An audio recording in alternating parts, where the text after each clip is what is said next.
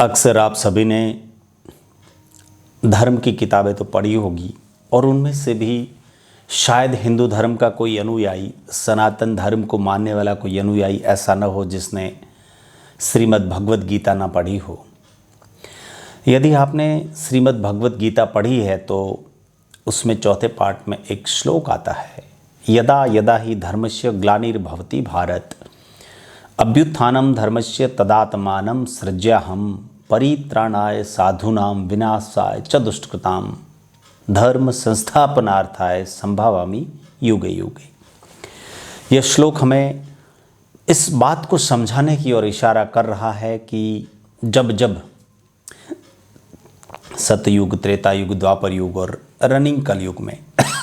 जब जब इस धरती पर, इस पृथ्वी पर, इस इंसानियत के जीवन काल के इतिहास पर जब जब धर्म का नाश हुआ, धर्म की हानि हुई, पापियों का, दुष्टों का, असत्य का बोलबाला बढ़ा, सत्य का विनाश हुआ, तब तब ईश्वर ने, इस देवीय शक्ति ने किसी न किसी महापुरुष को, किसी न किसी शख्सियत को एक देवता के रूप में, एक अवतार के रूप में इस धरती पर उतारा और उस अवतार ने उन सभी असुरों पर, दुष्टों पर, पापियों पर, अधर्म पर विजय पाई, उनका नाश किया और धर्म की पुनः स्थापना करी, मानवीय मूल्यों की पुनः स्थापना करी। दोस्तों, यह जो कलयुग का समय है, आपने यदि हिंदू काल गणना के हिसाब से 4 वर्ण, 4 युग, 4 कालों की गिनती को, समय को यदि सुना हो तो ऐसा अक्सर सुनते हैं कि सतयुग का समय 17,28,000 वर्ष का रहा, त्रेता युग का समय 12,98,000 वर्ष का रहा और द्वापर युग का समय 8,64,000 वर्ष का रहा और कलयुग का समय 4,32,000 वर्ष के आसपास का बताया जा रहा है, जिसमें से शुरुआत के कुछ ही वर्ष बीते हैं। दोस्तों, इस परिस्थिति में आपने कई सारी पुरानी पुस्तकों को पढ़ा होगा, पुराने समय के इतिहास को भी पढ़ा होगा। उस इतिहास के समय को यदि आप आज के कलयुग के रनिंग समय के साथ यदि कंपेयर करते हैं, if we used to compare the time of Satyug, Treta Yug, Dwapar Yug with the Kalyug, that is the running time and this 3 जो 3 काल हैं, दिस हैज़ बीन पास्ट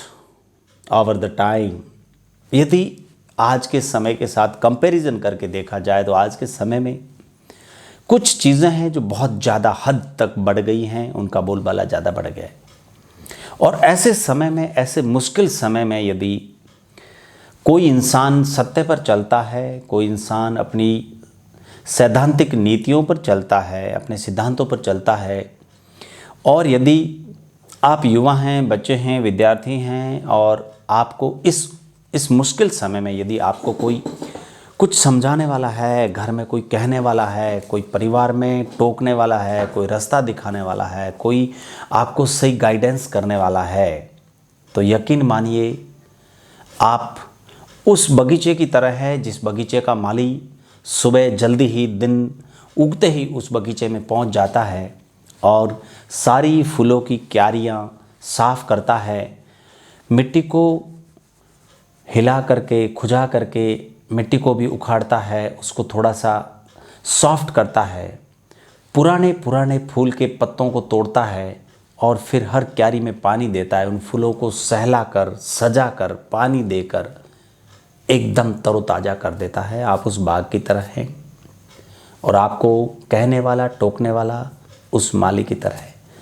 और आपके पास में यदि कोई नहीं है ऐसा कहने वाला, ईश्वर ने नहीं दिया है, तो आप बहुत बैड लक वाले हैं। तो इस स्थिति को, अपने आप को बैड लक ना मानते हुए, इसको भी गुड लक में कन्वर्ट करके आप खुद को, अपने आप को उस हिसाब से डेवलप करना होगा। खुद को ही खुद का गाइडर और सहारा देने वाला, खुद के बाग का मालिक खुद को बनना पड़ेगा और यदि कोई है तो यकीन मानिए आप उसको पूजनीय मानें, आप लकीएस्ट वन हैं। उसका सम्मान करें, उसका मान करें, उसके रास्ते पर चलकर अपने जीवन को संवारें, सुधारें